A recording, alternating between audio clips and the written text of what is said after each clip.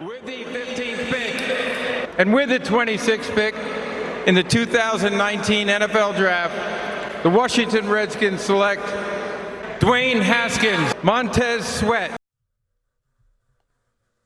Welcome, all my fellow Redskin brethren and sistren.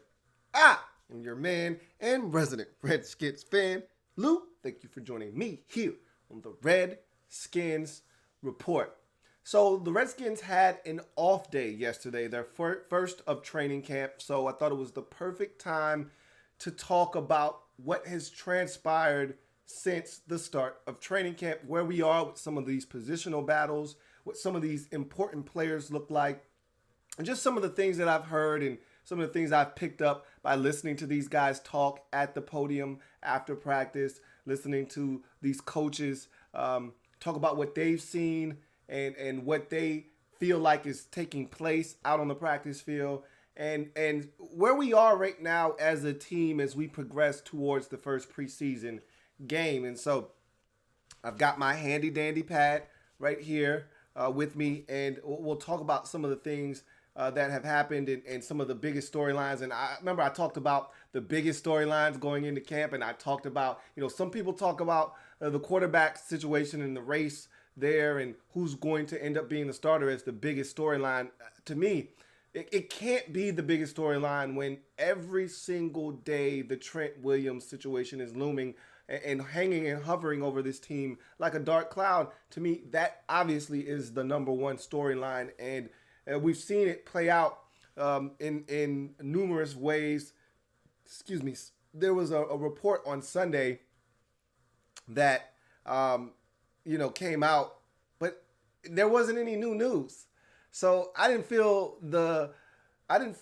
moved or the urge to do a video because there wasn't any new news. That was the same report that Jason La Canfora released some 2 months ago, where he pretty much said, hey, Trent's not coming back. He has vowed never to play for the Redskins again. The only thing that was a little bit different this time around, and him pretty much retweeting out what he had said earlier, was that his relationship with the organization is fractured, which is a little bit stronger language. But again, it didn't move me any. I still feel the way that I feel, that Trent will be back prior to the season. He will not be in Richmond for training camp. I've said that since this thing started. I don't expect him to miss any regular season games, but I do not think the Redskins are going to give him a new deal, and I don't think Trent is going to show up before he needs to show up. But I still think Trent's going to be back when it's all said and done. I know I've been talking to some Redskins fans that think we need to find a way to get compensation for him and go ahead and trade him. I don't really think that that's necessary. I think he'll be back. I don't know how he will feel. I know how he feels about the guys in that locker room. I don't know how he feels about upper management. More precisely, Bruce Allen. We know how he feels about him. Jason La Canfora also said, and I know some of you do not like Jason La Canfora. I do not have an issue with Jason La Canfora. That being said, he pretty much said that he doesn't trust Bruce Allen. Who does? Okay? Who trusts Bruce Allen? Us as fans, we damn sure don't. I think there are coaches in that facility that don't even trust Bruce Allen, including the head coach, Jay Gruden, that don't necessarily trust Bruce Allen. No one trusts Bruce Allen except for Dan Snyder, which probably is the only guy that needs to trust him, which is a damn shame. But at the end of the day, nothing came out new with the Trent Williams situation, okay? All that was rehashed information that had been released 2-3 months ago when this whole situation first was uncovered. So I didn't feel the need to do a video, but I still feel the way that I feel. Trent will be back prior to the season, week 1, and that's when we'll see Trent Williams. If we don't see him prior to week 1, we've got an issue on our hands, and then we can start exploring options. And maybe a team has an injury at left tackle. Maybe the Redskins pursue a trade at that point. Who knows? I can tell you this much. If there's no Trent Williams, they have to do something at left tackle. We do not have that guy right now is not currently on the team. I can assure you of that. Donald Penn left without a deal. I talked about various reasons as to why that may have occurred. Sounds like Donald Penn was in shape. Sounds like the Redskins were interested.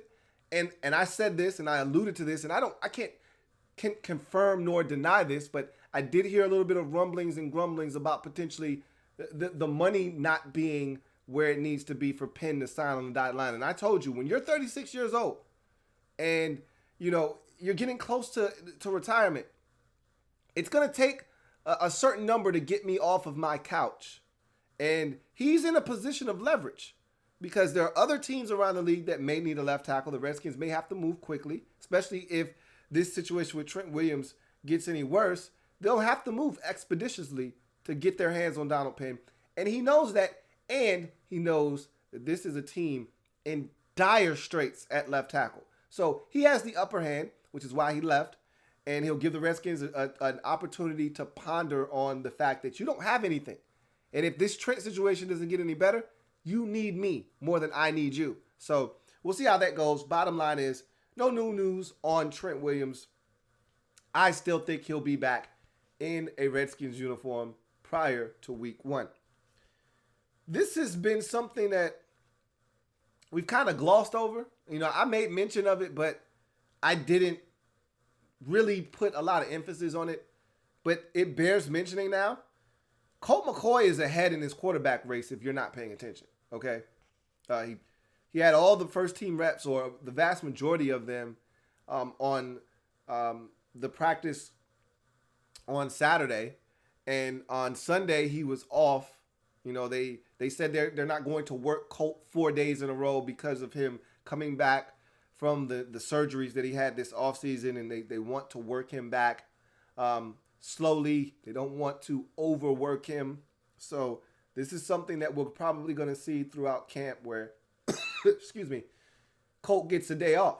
So, but remember when I talked about how they were divvying up snaps, I told you Colt got 4 of the 7-on-7 snaps out of the 15. All were with the first team. He was the only guy to get that. Dwayne got none in that particular day. And Case Keenum had 5 snaps, but only 2 were with the first team. So Colt right now has the trust of Jay Gruden, obviously. Jay's a big Colt McCoy fan. Obviously, McCoy knows the offense better than the other two, so he's going to be the more consistent of those guys right now. It's just a matter of Colt going out and entrusting himself to the rest of the coaching staff with his play. And, excuse me, as Colt mentioned, he's got to get up to speed with these receivers because there's so many new faces, and he didn't get the work in OTAs with these guys. So he's not on the same page with them necessarily in terms of timing and rhythm. But if you're talking about the playbook, we knew this coming in. No one was going to know the playbook more than Colt McCoy, and right now it's showing he's in the front of the pack. But that's not etched in stone. Haskins had a great practice on Sunday with Colt out. Doesn't mean that Haskins all of a sudden is ascending in the race. It just means he's starting to gain a little bit of confidence, which is good. But what we're going to see is going to play out on the field. And that's going to tell us who's going to ultimately get the nod. We'll see how these snaps are divvied up. If you ask me, this is how I think it's going to go down. Colt's going to start a week 1 preseason game. I think Case Keenum's going to get a bulk of the reps afterwards. Then you're going to see Haskins for a vast majority of that game. Game 2, I think Case Keenum's going to get the start. You're going to see Colt come in, a little bit of work, not a lot. And then again, you're going to see Haskins bring up the rear. And then, they'll throw in, that last quarterback to finish up the game. And then I think the 3rd preseason game is when you'll see the guy that's going to start the opener versus Philly. And I think that guy's going to ultimately be whomever has the best camp. I still don't know who it's going to be right now. Because in the back of my mind, I think it's going to be Keenum. But if it's up to Jay, I think it's going to be Colt. So we're going to see what happens. And do not count out Dwayne Haskins in this race. That's for certain, okay? So we've talked about left tackle a bunch with Trent being out and all the musical chairs and the shuffling that they've had to do to try to accommodate that position. But we don't have the left tackle starting left tackle on the roster right now. And that goes for Jerron Christian as well. He may be the best option if there's no Trent, and we don't sign anybody, but they're going to sign someone if Trent isn't an option. But he's not ready either, especially with him dealing with an offseason surgery that has kept him out. He's not ready. So what we failed to really talk about is left guard and how that's being impacted, because as much as we kill Eric Flowers for not being a left tackle, he was brought in here to be a left guard, not a left tackle. And it's sort of not fair to him to put him in the position that he's been put in, because he signed with the Redskins to try and give himself a new life and a new career in the NFL as a guard. All right? Not to play tackle, not to be put out there at the position that he's running away from. All right? So I kind of feel bad for him because we're killing him as Redskins fans. All right? He's earned the reputation that he has as a terrible left tackle, but he's trying to erase that and turn the page in his NFL career and become a quality left guard. We've seen guys who didn't make it at tackle, i.e. Robert Gallery as a number 2 overall pick for the Oakland Raiders, and have a serviceable NFL career as a guard. He's trying to do that. Yet, this Trent situation has forced him to play tackle. That's not what he's here to do. That's not what his heart is here to do.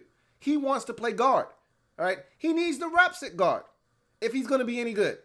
And so, left guard right now, I'm telling you, it's a struggle. It's not a safe position for us right now. It was a problem last year. It's still a problem right now. And Flowers hasn't been getting enough reps because he's been, moving around the offensive line, most notably at left tackle. But Wes Martin hasn't been sharp either. Okay? He's been mixed. I've been hearing a lot of people talk about Wes Martin and saying he's got his good days, he's got his bad days. And when he's bad, he's really bad. When he's good, he's really good.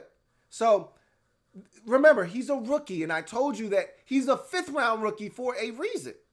When I told you the Redskins selected him, I said or was it 4th round? I think it might have been the 4th round. Either way, when I told you the Redskins missed out on Connor McGovern, that was the guy to get in the 3rd round when we traded back with Buffalo, which is fine. Okay, Redskins picked up more draft capital, did some really good things with those draft picks. However, this is a position that you guys should be a little bit more concerned about than probably left tackle, because at the end of the day, I still believe Trent is coming back. Left guard needs to be solidified when he gets here. That can't be musical chairs once he gets here. And I don't know if I'm confident that anyone is ready to step in against Fletcher Cox week 1, which is scary in itself. All right. But I don't know if anyone's ready to block Malik Jackson week 1.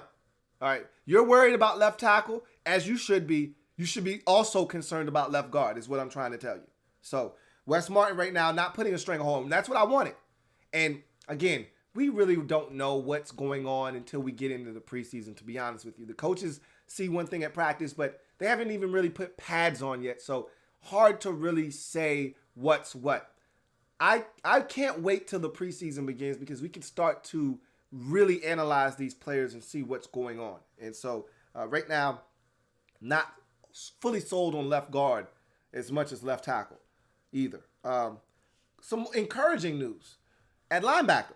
Cole Holcomb getting first-team reps and actually looking pretty good. Jay Gruden really endorsed him as a guy that has played well when given the opportunity. Remember, I told you I thought it was going to be SDH and a lot of John Bostic.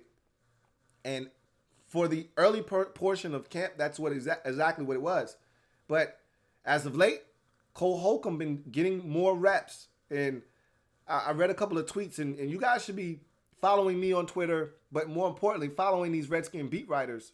They're giving out a lot of great information. And most notably, J.P. Finley really giving a lot of updates. John Keim is another guy you're getting some good quality information from. There's a lot of people you can follow to make sure you're up on this Redskins content. But I'm tweeting out all pertinent information. I'm retweeting all that stuff out. So if you're following me on Twitter, you should be. If you're not, and you should turn on your notifications if you're not following some of those other guys, because they're giving out good quality information. And also listening to all of the information that these coaches and players are giving you in these pressers. But nonetheless, Jake Gruden talked about Cole Holcomb and how well he's adapting to the NFL, and how the speed that he has is very apparent, which we all knew. I told you the guy ran a 4.47, a sub 4.5 at his pro day. So I told you the guy can run. That's not something that I questioned. Now, my question was size. Sounds like he has put on some weight and that he's going to be just fine inside. We'll see. Again, time will tell with the pads on in the preseason. It's easy to run around in shorts and a helmet, in thud periods where you're not really bringing guys to the ground. But it's another thing too, and Jay alluded to this. Guys got to be able to tackle.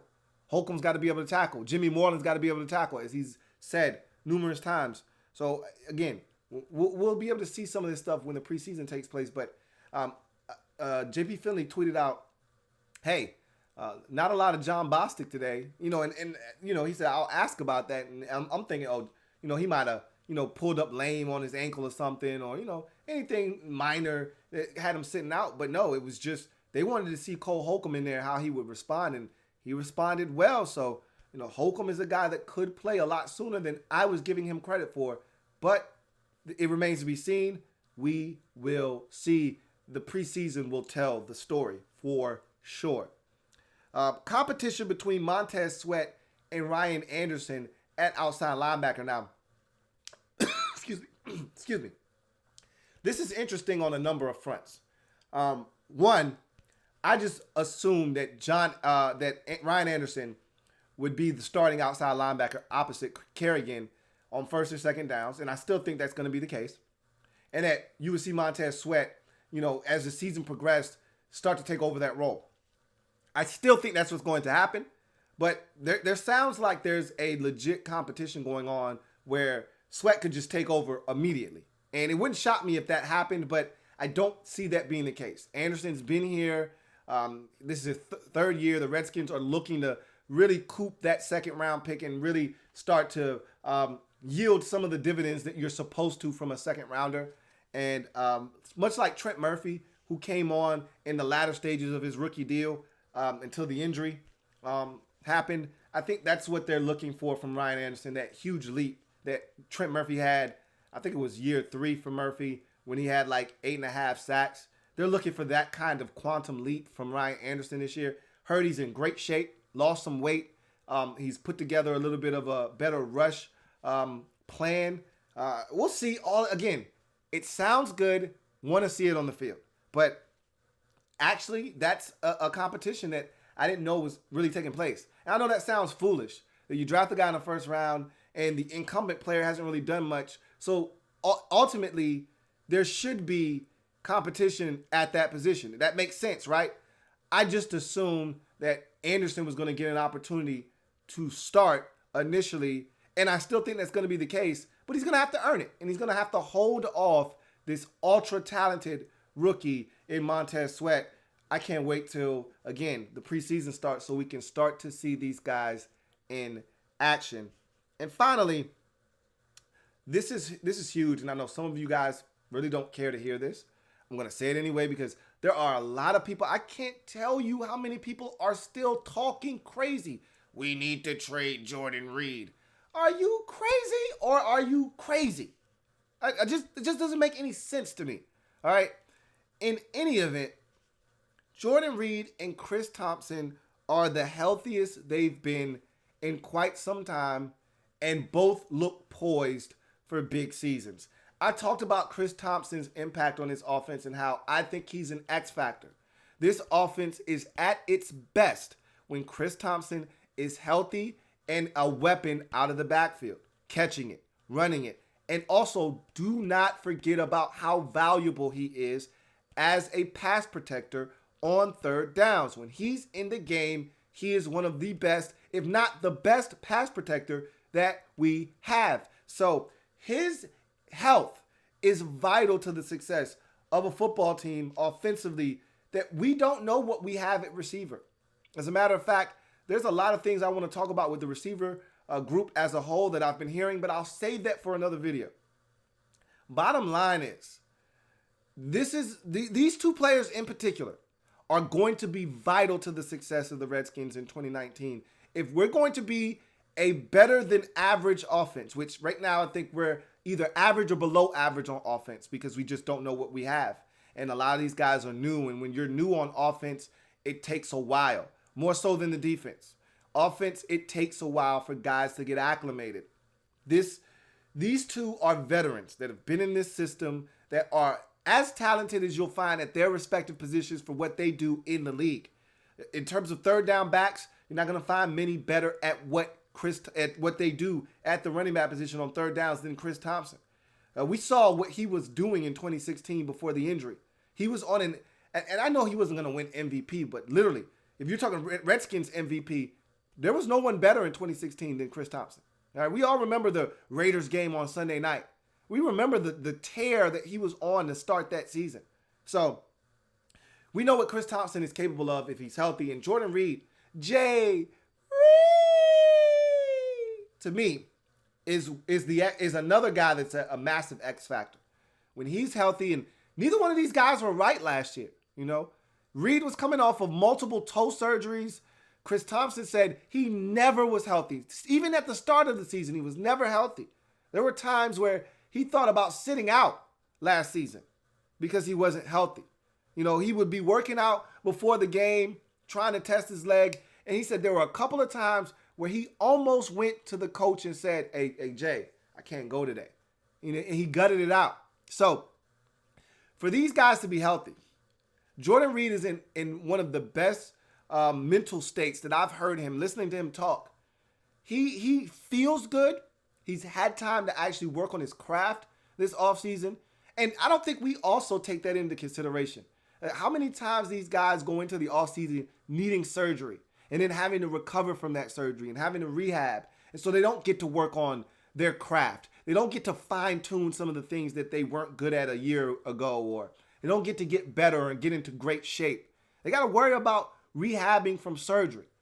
When you don't have off-season surgery and you just get to work on getting better as a football player or getting into better shape, it makes you a better player. That's why Morgan Moses is in some of the best shape we've seen him in. Why? Because he didn't have to worry about off-season surgeries this year. All right? Same can be said for Chris Thompson and Jordan Reed. They're in great shape. And knock on wood, if these guys are healthy, these are guys that are going to really impact this football team in ways you can't imagine. And with a young nucleus of receivers, their impact is vital, as I've said already, to the success of the Redskins on the offensive side of the football. So that's where we are now in camp right now.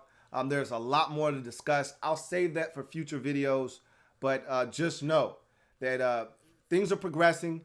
We've got issues on the offensive line, specifically on the left side of the line. I think once we get health, with Louie at center, Sheriff's good to go at guard, and Momo is good at right tackle. I think the offensive line center over to the right side is intact and ready to rock and roll. The worry right now is the entire left side. Yeah. I know we've been talking about left tackle.